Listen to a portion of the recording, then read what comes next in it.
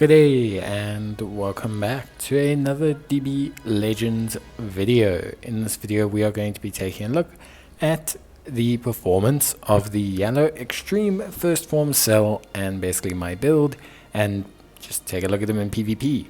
Now, full disclaimer, this guy's not the craziest at high rank PvP, but he could be useful as a buffer for a blast team if you are looking to augment some of your already incredibly strong blast units. He has some nice setup. He has the Kamehameha, which increases pierce damage, which is pretty good, and he also has the Solar Flare, which allows you to stun lock the enemy, restore your key, and also fire off multiple Kamehamehas. And there's a nice little combo you can do if you have double Solar Flares. In terms of his main ability, this is where I find him to be the most useful, but he restores tag android ally health by 30% and cancels their abnormal conditions. He also inflicts a downgrade on the opposition, which is good, and I think that's probably the part I like the most about him. Not to mention, he also increases health with his Z ability, which is pretty good. His Zenkai ability of yellow plus android isn't the craziest, considering the roster of units that you can use for yellow plus android, but it is at least some kind of usability. And then we have cellular level mastery, which allows you basically to have a little bit of extra offensive output depending on how many enemies are taken out. Now, this is only useful if you can take out enemies, so it's a little bit of a kind of dicey roll kind of ability, because if you're up, then he helps you be up, but if not, then it doesn't matter too much. He has increased damage against regeneration, which is pretty good, and also when he switches to standby, you will increase the amount of damage that your units do and inflict a whole bunch of attribute downgrades to the opposition. And then when you enter the battlefield, you are able to also increase the amount of damage you do by vanish stepping, which is pretty good stuff. Although, honestly speaking, it's nothing too crazy. One nice thing is he can reduce the draw card speed of the opposition, which is a pretty helpful debuff to have overall. It's not crazy, but it is at least helpful. And then finally, obviously, he does have the ability to increase basically the overall damage of your team every time you destroy an opposition unit. So, pretty helpful there. In terms of his equipment, at least what I'm rolling with, pretty much just blast and ultimate damage up along with health, and a little bit of strike defense, just considering how strike heavy some of the teams are in the current meta. It'll help you against units like Gogeta, Ultra Goku Black, Gohan to a certain extent. The only real problem is the team I'm running this guy on, not the craziest. Honestly, it's just a garbage blast team, just to try and get an idea of how well he'd do. I think he could be a decent bench or role player on a much stronger blast team. If you have, for example, the red androids, that could definitely work.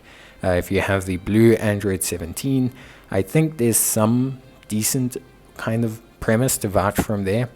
I would honestly say my team at higher level PvP, this team I've constructed here, is just not enough to give him a platform to really shine off of. Like, it's just not good enough, basically, to cut a long story short. But we'll get an idea of how well he does. Overall, I've selected a couple matches here from, I think I lost like 10 in a row with this team. Didn't win a single one. So, and I'm going to blame the team mostly, but there are some nice clips from these two matches I'm about to show you that kind of show where he could shine. So yeah, but full disclaimer, this team honestly just not good enough to carry the payload of bringing an extreme unit, and you do have to obviously understand an extreme unit to a certain extent, especially if free-to-play one is still that, an extreme unit. But there are ways to show how well he does, and it's just going to be nice to show that. So immediately with that vanishing step, we've increased our team damage by 30%, which is very, very good. We now get the Solar Flare, which is fantastic, gets the stun and increases our PS damage. This is a great opening. You could see by the sheer lack of damage that we did that it didn't really change too much, and that's more because, yes, I think overall the team we're facing has pretty good strength, but you can see the really good damage that our Android 21 is doing, which is really, really solid. So you can see straight away the premise of him being set up to other blast units is very, very good. So on that note, I think he's definitely a win. He's got some really strong conditions for like a victory overall. And I think, yeah, he does do some good setup. He can really get the team going a little bit better. It's just that firstly, I play these matches pretty poorly. But secondly, also, it's just this team is not carrying him enough boost-wise and stat-wise to really make him super viable. But he's still at least an option that could be super interesting. At least I think so. And yeah, I think, when you look at First Form Cell as a unit, there is some, I would say, vouchability for him to be something decent. You can see there. We use an active skill that gets the heal, which is pretty helpful. And then, in general, just some kind of stock standard healing capabilities, buffing the team. Now, if we can take out a unit, we will buff Android 21 quite substantially, which is really good. And she'll gain a huge amount of offense, which is quite big. So, there is also that concept to it, understanding that there is a very big kind of gain from having him on the team.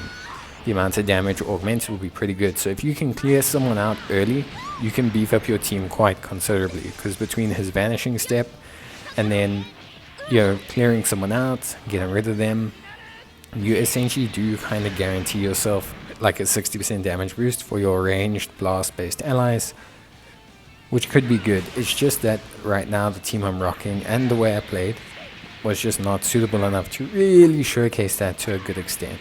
But I do think it's important to note how much he does bring to the table. In terms of healing, in terms of setup, there's just a lot that's there. And I think he kind of warrants that, kind of setup. So I was pretty happy, at least for the most part, with the overall performance of him as a unit. I do think he did a very good job. I just think, when you look at the team I'm using compared to the teams we're facing, there's just not enough setup for him. On a better Androids team, on a more suitable Androids team, I think there's definitely a place for him, especially with a health-based skill. I think, health is always something. Health is wealth, as most people will know in Legends PvP. So there's definitely a case to be made for him to have a place on a team. Again, though, that's all up to what your box looks like. And if your Android's team is that good, are you really going to run an extreme yellow First Form Cell? So yes, he's an interesting option. I think there's a lot of cool setup mechanics for him. Maybe there will be a yellow Androids unit that will come out, but with it now being Majin Buu Saga, I just find it to be rather unlikely, which is a bit of a shame. So I just find this team and the way it works to not really function at a level I'm kind of happy with for at least higher level PvP. So although I'm showcasing him, I do think it's a little bit unfair to him. There's not enough boost here to really facilitate him as a unit. I think the gear choice is correct. I think it's good gear for him. But I would probably actually just augment his defense. Taking a look at him, he's more there to facilitate other people's damage. So even just replacing some of his gear for more defensive, health-orientated gear, probably a bit better. Considering if he can stay alive and facilitate the other units and keep the boost up a little bit more than, say for example, him actually doing distinct damage, I think it would be pretty good. So yeah, I would say that's maybe the only change I would make. Otherwise, the rest looks pretty coherent, pretty confident, pretty solid. And yeah, if you want to, I think you can use them, but probably only if I've got some really strong kind of offensive units in regards to, just general performance. But yeah, some nice setup. Again, you can get the really, really good, opening with the Vanishing Gauge. It's an immediate boost to all of your damage, and it's just really, really solid. So some really good stuff, at least I think. And you can do some pretty interesting plays with him. When you look at him like as a unit, there are some really cool things you can do. There's some really nice setups you can do with support skills or special skills. Like you can set up with two green. You can set up with two greens, which is pretty good. Like here, you're gonna see me set up with one green into the other, get the double supers off, and that's a really good example of him being utilized to eliminate a purple unit, which is great. With that happening, we now have increased blast damage, and we have pretty good setup for damage. The only thing is beyond that kind of initial setup and beyond him augmenting the blast damage of others, he's not going to do a lot of damage against other units. Like, put him against a green, he's not going to really drop top a lot of damage against him. Put him against anything that's not a purple, he probably won't do a lot of damage. So it's just one of those things, at the end of the day. But you can see the damage is decent when you get these multiple buffs going. We've now got the Vanishing Gauge buff, we've got the Defeated Enemy buff. So it's looking a lot better, which I think is definitely, much more efficient, much more cohesive to operate. Again, it's just a shame as well that, we did tend to, poor gameplay as well kind of lost me this one. But that's okay, it does happen. At the end of the day, I think he's solid as an option. I think his green cards into blue cards is pretty good.